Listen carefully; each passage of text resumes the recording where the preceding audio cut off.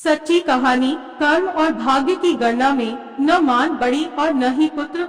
एक दिन एक नौजवान अकेला बैठा रो रहा था। पास ही से एक साधु गुजरा तो उसके नौजवान से पूछा, क्यों बेटा, क्यों रो रहे हो? नौजवान बोला, है साधु महाराज, मेरा संसार में कोई नहीं है। साधु नौजवान के पास बैठ गया और पूछा, बहुत दुख हुआ? क्या हुआ तुम्हारे माँ पिताजी को? नौजवान बोला, कुछ नहीं, माँ तो बिल्कुल ठीक है। साधु ने फिर पूछा, तुम्हारे भाई और बहन? नौजवान ने फिर कहा, वो भी ठीक है। साधु समझ नहीं पाया और नौजवान से पूरी बात बताने के लिए कहा। नौजवान बोला, मुझे इतने वर्ष लग गए यह जानने के लिए कि मेरा कोई नहीं है और किसी को भी मुझसे लगाव नहीं है, न माँ पिताजी को न भाई बहन को। मैंने सबके लिए इतना कुछ किया परंतु सब न जाने क्यों मुझसे इतनी नफरत करते रहे। मैंने तो किसी का कुछ नुकसान भी नहीं किया, बुरा नहीं किया, कभी किसी से धन की लालसा नहीं रखी। साधु परेशान हो गया कि आखिर बात क्या है। उसके नौजवान से अपनी कहानी सुनाने के लिए कहा। नौजवान ने सुनाई अपनी कहानी। जब मैं छोटा था तो एक बार मैं बहुत बीमार हुआ। मुझे बताया गया कि मुझे एक डॉक्टर ने बचाया। पढ़ाई के लिए मेरे स्कूल इतने बदले कि मुझे खुद पता नहीं कि मैं किस स्कूल से पढ़ा हूँ। थोड़ा और बड़ा हुआ तो मेरे माँ पिता ने मुझे अकेले रेलगाड़ी में बिठाकर चाचा के घर भेज दिया पढ़ाई के लिए। मैं साथ में बैठे एक यात्री की उंगली पकड़कर घंटों बैठा रहा। केवल 8-9 वर्ष का था मैं। 6 वर्ष बाद मैं वापस आया तो फिर पढ़ाई के लिए दूसरे शहर भेज दिया। फिर नौकरी लग गई। फिर नौकरी के लिए शहर से बाहर चला गया। वर्षों अकेला रहा और जब भी माँ पिताजी या भाई बहनों के पास मिलने आता कोई सीधे मुंह बात नहीं करता और सभी अनादर करते।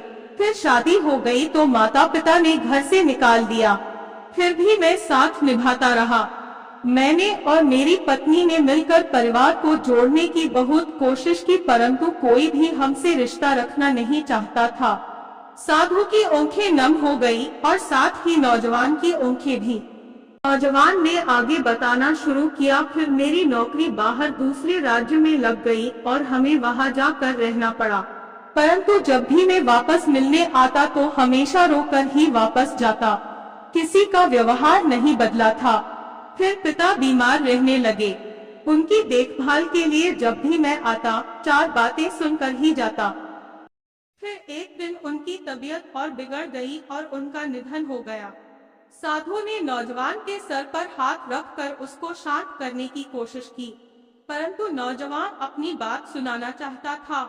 नौजवान ने फिर बताना शुरू किया, मेरे पिता की मृत्यु पर कोई नहीं आया और केवल मैंने और मेरी माँ ने पिता की मृत्यु के बाद के सारे कार्य पूरे किए। हैरान था कि जिन बच्चों को हमेशा मेरे माँ पिताजी ने सबसे ज्यादा प्यार किया, आर्थिक सहायता दी, वो मेरे पिता के गुजर जाने के बाद इतने दूर कैसे हो गए। और सबने कहना शुरू कर दिया कि अब मुझे ही अपनी माँ का ख्याल रखना है और अपने पास रखना है और अब उनको माँ से कोई मतलब नहीं। साधु भी परेशान हो गया और नौजवान से आगे बताने के लिए कहा। नौजवान ने फिर बताना शुरू किया, मैं अपनी माँ को अपने साथ दूसरे शहर ले गया परंतु हैरान था कि वहाँ भी मेरे ही घर में रहकर वो सारा दिन मेरी और मेरे परिवार की बुराई मेरे बहन भाइयों से करती रहती। मैंने उनका बहुत ख्याल रखा।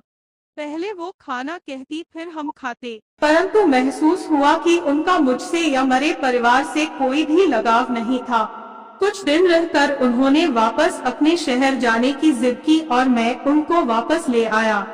फिर वही शुरू हो गया मेरे लिए। मेरी माँ और भाई बहनों के दिल में केवल नफरत ही थी। जो भाई बहन अपने खुद के पिता के देहांत के बाद मिलने भी नहीं आए वही मेरी माँ को सगे लगते थे। मैंने अपनी माँ को बहुत समझने की कोशिश की परंतु वो नहीं मानी। आखिरकार वो मेरे छोटे भाई के घर रहने चली गई और वहीं रहने लगी। फिर क्या हुआ? साधु ने पूछा। फिर एक दिन अचानक उन्होंने वापस आकर फिर मेरे साथ रहने का फैसला किया परंतु अब मैं तैयार नहीं था। मेरा परिवार इन सब घटनाओं से बहुत परेशान हो चुका था और अब आगे सहन करने को तैयार नहीं था। जिस माँ पिता ने, भाई बहनों ने इतने वर्ष तक मेरा सिर्फ शोषण किया हो, क्योंकि मान को कोई भी रखना नहीं चाहता था। फिर भी मैं कुछ नहीं बोला और मान मेरे साथ रहने लगी। परंतु फिर उन्होंने वही मेरे और मेरे परिवार के बारे में मेरे इन्हीं भाई बहनों को उल्टा सीधा बताना शुरू कर दिया। रोज घर में झगड़े होने लगे और हार कर मैंने अपनी माँ को वापस उन्हीं के घर छोड़ने का निर्णय लिया। नौजवान ने बताया। साधु ने सारी बात सुनी और पूछा, फिर तुम रो क्यों रहे हो? नौजवान ने कहा, है साधु महाराज, मुझे यह समझ नहीं आ रहा कि शिकायत तो मुझे थी, शोषण तो मेरा हुआ, बुरा भला तो मैंने सुना। न मैंने अपने पिता की वसीयत में से कोई धन मांगा, न मेरे या मेरे परिवार के दिल में कोई लोभ। फिर मैं कैसे सबसे बुरा बन गया? आज मेरे पास न मान है, न कोई सगा भाई बहन, और लोग कहते हैं मैंने अपनी माँ को छोड़ दिया। किसको छोड़ दिया? जो खुद मेरी कभी थी ही नहीं। छोड़ा तो उन्होंने मुझको दिया। साधु मुस्कुराए और बोले, नौजवान, लोग कहते हैं माँ से बढ़कर कुछ नहीं, परंतु माँ से बढ़कर है, और वो है कर्म। तूने बहुत कोशिश की, परंतु तेरी कोशिश को और तेरे सम्मान को कोई समझ नहीं पाया। तुझे हमेशा दोषी ठहराया। यह कसूर और बदकिस्मती तेरी नहीं, उनकी है। पछतावा तुझे नहीं, उनको होना चाहिए, जिन्होंने अपने सबसे बड़े पुत्र और एक भाई को समझने में इतनी विशाल भूल कर दी। कर्म के हिसाब से सब बराबर है, न मान बड़ी और न ही पुत्र। यह कहकर साधु वहां से चल दिए और साथ ही नौजवान। लगाव, सम्मान और भावनाएं एक तरफा नहीं होती।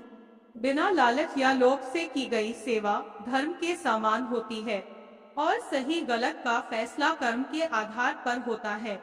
माँ तो माँ होती है, परंतु पुत्र भी पुत्र ही होता है, और कर्म और भाग्य की माने तो दोनों ही बराबर है।